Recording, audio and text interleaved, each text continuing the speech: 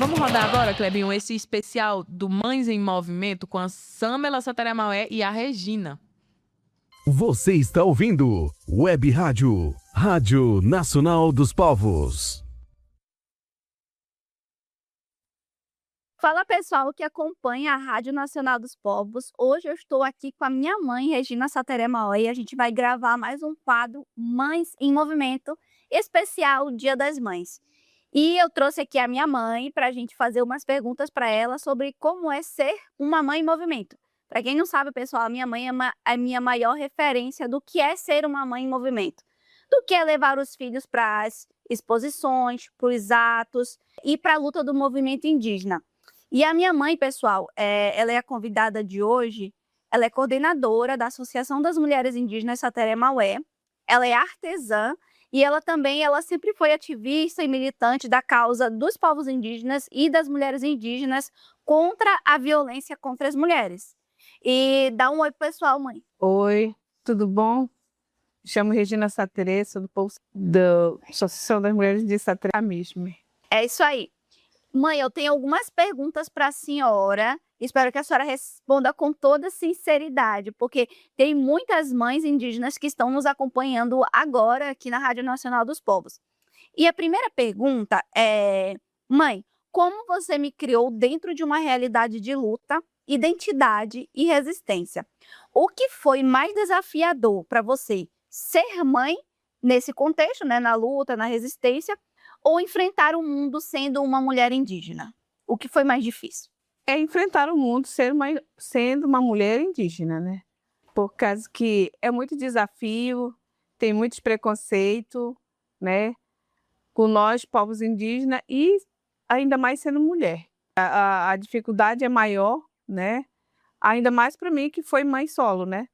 E aí ficou mais difícil ainda. Criar, né, as crianças no movimento.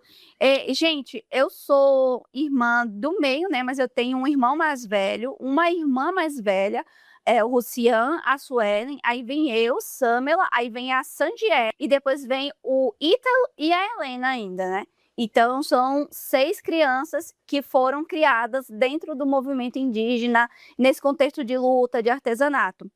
E a segunda pergunta, mãe, é a seguinte: eu cresci te acompanhando, né? Vendo de perto sua força.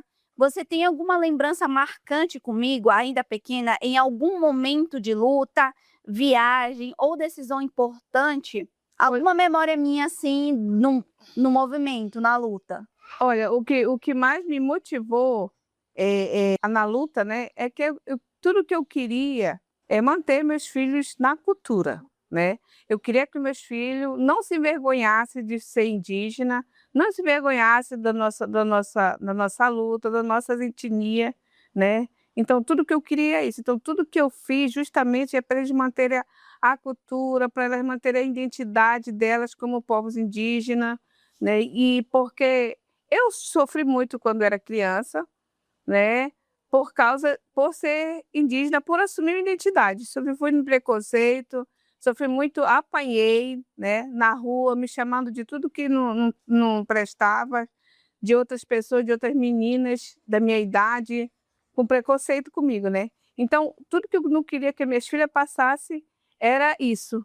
Então, por isso que eu, para onde ia, eu levava elas para as reuniões, para as vendas, para as feiras, né? Para me acompanhar. Por quê também? Porque eu tinha que passar para elas e elas tinham que sentir também na pele o que é ser indígena e o que a gente viver do nosso trabalho, né? A gente trabalhar. Então, elas nunca faltaram aula, sempre estiveram estudando, mas também sempre estiveram junto comigo nas vivências, que era para elas aprenderem. E a Sam, ela é uma pessoa, uma menina que sempre me deu orgulho. Não é por estar na frente dela, mas uma menina que nunca repetiu de ano, né? É uma menina que sempre estudou, que ela sempre já viu que ela já sabia o que ela queria ser na vida, né? Então, todas as dificuldades que a gente passava, e eu falava para ela. Se faltava leite, ela dizia: mãe, hoje só tem café, né? Eu disse: só tem café. Não tem leite não, não tem leite não. Então, eu vou trabalhar para ajudar a senhora para a gente ter leite, tá bom? Tá. Então, ela sempre me ajudou nisso. Então, ela é meu orgulho, né? Não só ela, como os outros também, porque o meu filho mais velho também é um menino que sempre esteve do meu lado, sempre me ajudou, fazendo os artesanatos, lixando, furando. Então, ele também vive do artesanato. Ele é o mais velho, mas ele até hoje, ele está na luta com a gente, né? Ele sabe a nossa dificuldade, a nossa luta, e hoje a gente tem o maior orgulho de ser povos indígenas, né? Então, esse é meu orgulho. E da minha Sâmila, não tenho muita coisa para falar da Sâmila, mas o que mais me marcou foi isso, é que sempre ela esteve ali do meu lado. Desde a idade de 8 anos que ela começou a trabalhar comigo, a juntar as sementes que caíam no chão, a montar as pulseirinhas e a valorizar mesmo, a valorizar o nosso artesanato. A gente estava até lembrando que a gente pegava a semente, né? Aí a gente saía para pegar semente, aí a irmã pegava uma bolsa com um teçado, né? Que as pessoas chamam de facão.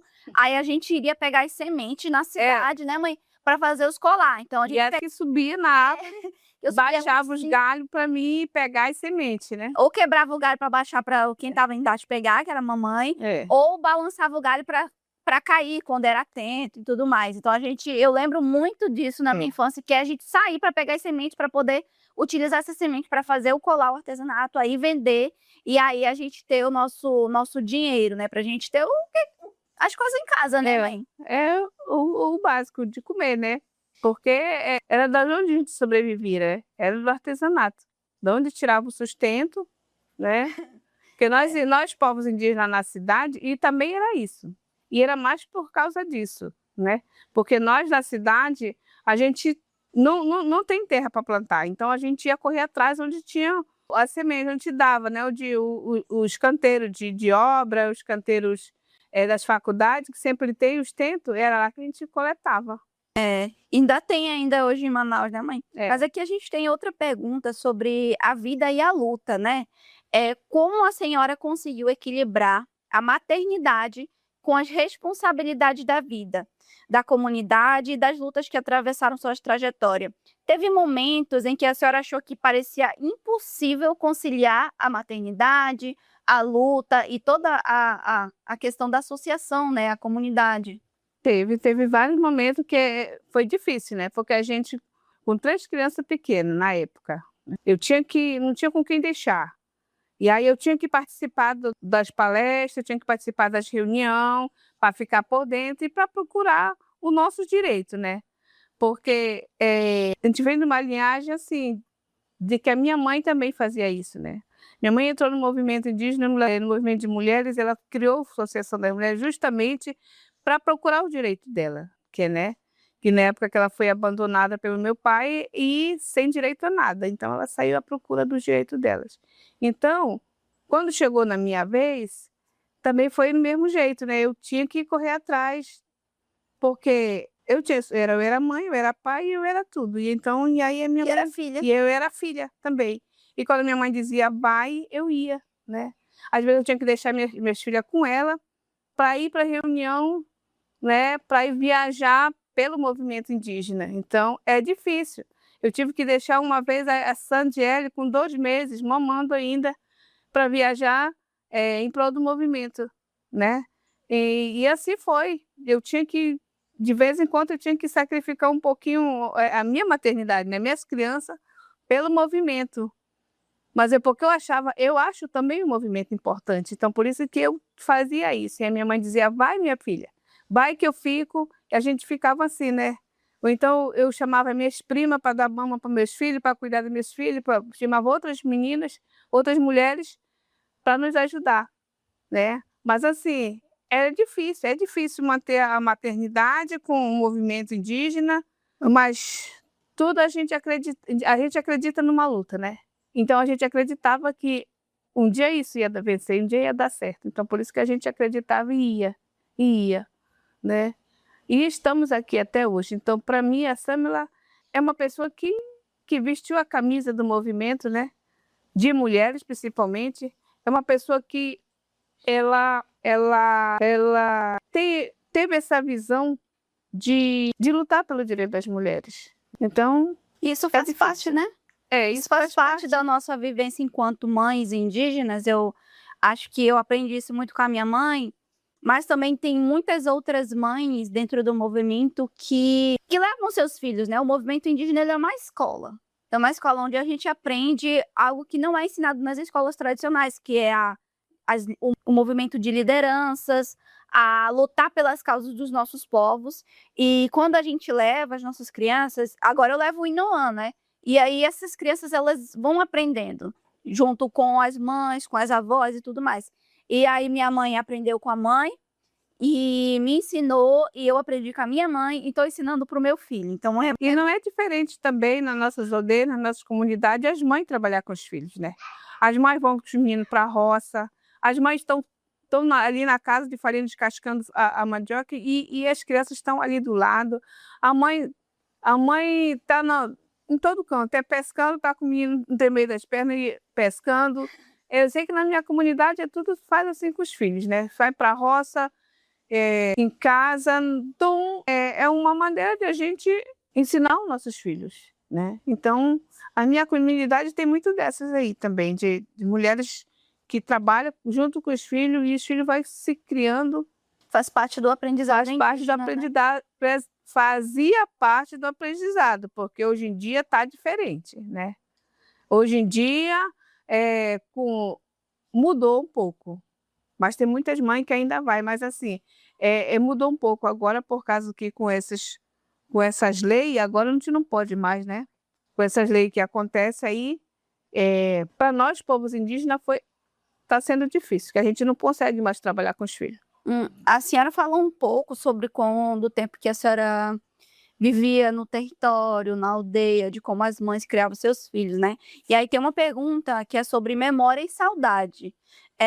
Hoje, a senhora olhando por toda a sua história, tudo que a senhora já viveu, do que mais a senhora sente saudade? Da sua infância ou da vivência com o povo Sateré-Maué, né? O que a senhora faz questão de ensinar para mim e para os meus irmãos a partir de tudo que a senhora viveu? O que eu faço questão de vocês manterem, né? Realmente manter a nossa cultura, a nossa vivências, né? As nossas comidas típicas. Vocês nunca se esquecem, né? Das nossas comidas típicas, porque é muito bom. Para mim, eu tenho umas memórias boas dos nossos mingaus, né?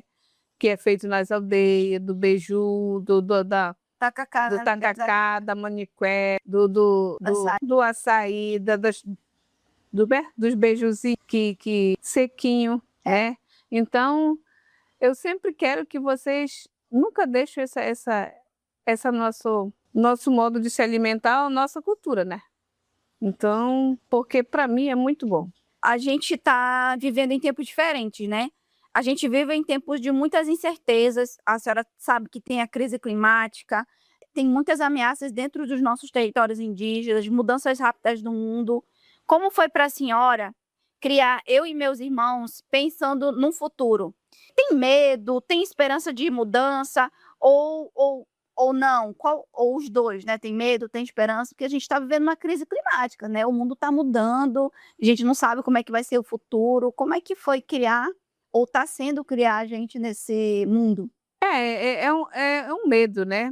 É como é que eu digo, é um medo de isso tudo acabar, disso tudo não existir mais, porque como você diz, a mudança climática está aí, né?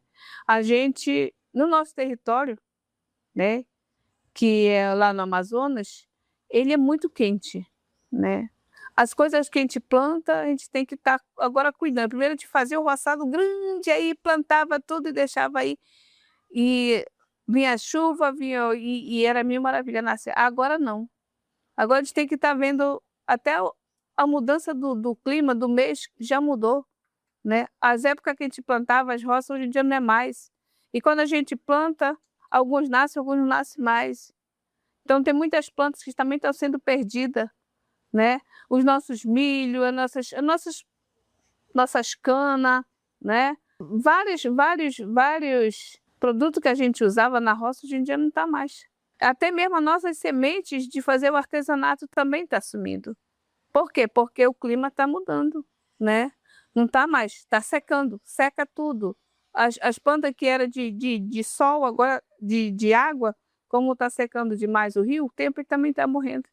E agora a gente vai perdendo, né? E a gente vai perdendo. É O que por a isso. gente comia, o que a gente. Então, por isso é o movimento indígena. Por que a gente tem que estar no movimento indígena? Que aí a gente cria força, aí a gente cria vontade de lutar pelos nossos direitos, né? E pela nossa cultura. Então, E pelo nosso e território. pelos nossos territórios. Por isso que a gente precisa ter os nossos territórios. Então, o que tem é medo e incerteza de um dia isso acabar, mas a gente temos que avançar acreditando, né, que tudo vai dar certo. Sim. Agora a gente só tem mais 3 perguntinhas, rapidinho. Como é ser mulher indígena hoje? A senhora sabe que tem muitas mulheres indígenas ocupando muitos espaços hoje, né? Um exemplo disso é a nossa deputada federal agora, né? Sônia Guajajara, Célia Chacriabá, Joene, muitas mulheres indígenas ocupando muitos espaços importantes. O que a senhora está sentindo? O que mudou desde a sua geração e o que ainda precisa mudar? Como a senhora se sente com essas mulheres ocupando esses espaços? O que mudou para o tempo que a senhora tinha uma luta ali, né, com a vovó e tudo mais? Olha, eu tenho muito orgulho dessas mulheres ocupando espaço, né? E que eu também sempre acreditei que através da educação essas coisas iam mudar. Eu acredito muito na educação, eu acredito muito no desenvolvimento, né? E hoje em dia estamos aí com as meninas, com as mulheres aí na frente, e foi por isso que sempre incentivei os meus filhos e os filhos das nossas associadas a estudar, né? Porque eu sempre digo que o que vieram atrás, que foi minha mãe, que foi eu digo assim, a gente fomos uma desbravadora, a gente fizemos uma picada, né? E as pessoas que estão vindo agora, que já têm com o ensino, que já vêm com um ensinamento mais avançado, né? Já vem fazendo a estrada, tá? Para aqueles que estão vindo, para os novos que estão chegando, né? Então, é motivo de muito orgulho de ter essas pessoas na frente e que eu sempre quis que meus filhos também estudassem para vencer também, né? Porque os antepassados, eles lutavam com o que eles tinham, né? E agora tem que ser através do diálogo, através da caneta, né? Para lutar de igual para igual, né? Beleza. A senhora tira algum momento para cuidar de si na maternidade?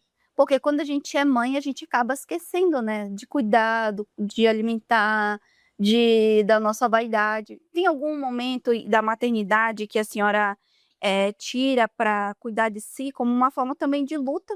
Olha, é difícil essa pergunta, né? Por causa que no meu caso, né? Eu me cobro muito ainda, né? Eu não me vejo ainda me cuidando como eu preciso, eu necessito, né? Então, mas agora eu já estou colhendo um pouco o que eu plantei, né? Agora eu já posso dizer assim, agora eu posso me cuidar, né? Já posso fazer minhas unhas, já posso me dar o luxo de fazer que nem a menina, de lavar meu cabelo, né? Mas já foi uma época que foi bem difícil, né? Mas hoje já dá para mim começar a me cuidar mais assim, pelos meus filhos, por vocês, né? Por vocês, às vezes eu paro e penso, não, eu tenho que me cuidar, eu tenho que me tratar, por causa que eu preciso chegar até uns 80, uns 85, por isso que eu tenho que me cuidar. Mas eu nunca pensei nisso, né? Nunca pensei nisso. Sempre estavam como sempre meus filhos, meus irmãos, meus sobrinhos, minha avó, meus tios, depois veio os filhos, os sobrinhos. Sempre minha mãe coloca as pessoas em primeiro lugar. E às vezes, quando ela tá se cuidando ou fazendo algo para ela fica se cobrando e se culpando. Ela tem que colocar isso. Se colocar também, às vezes, em primeiro lugar, também é uma forma de luta, de posicionamento e de... Então, eu sempre corri atrás, certo? Então, agora eu tô mais reservada, né? Do movimento indígena, porque agora eu já tenho a Sâmela, já tenho a Sueli, já tenho a Sandiele. Então, eu sempre digo para ela, agora é com vocês. Eu já estou me afastando, porque é muito cansativo também lutar, né? É muito cansativo, então chega uma hora que você tem que parar. Então eu tive que me afastar um pouco agora do movimento, mas assim, eu tô em luta, mas assim, não como eu estava antes, direto, né? Direto, agora não. agora eu vou bem, eu preciso fazer uma reserva. Nós estamos encerrando o nosso quadro especial Mães em Movimento comigo e com a minha mãe. E ela vai deixar uma mensagem final para todas as mães indígenas e para as filhas dessas mães indígenas. Quero dizer para todas as mães indígenas que não desista dos seus filhos, que lute por eles, que não é fácil, mas a gente tem recompensa também. Se a gente for à luta, né? E também quero deixar para as filhas que eles cuidem das suas mães, né? Que também elas ouçam mais o que elas têm a dizer, porque as mães sempre têm razão, as mães sempre sabem o que faz, sabem o que fala. Então, ouve mais suas mães, cuide mais de suas mães. É isso aí, pessoal. Muito obrigada e um feliz Dia das Mães para todas as mães indígenas do Brasil. Um beijo e um abraço para vocês e sigam sendo essas mães em movimento.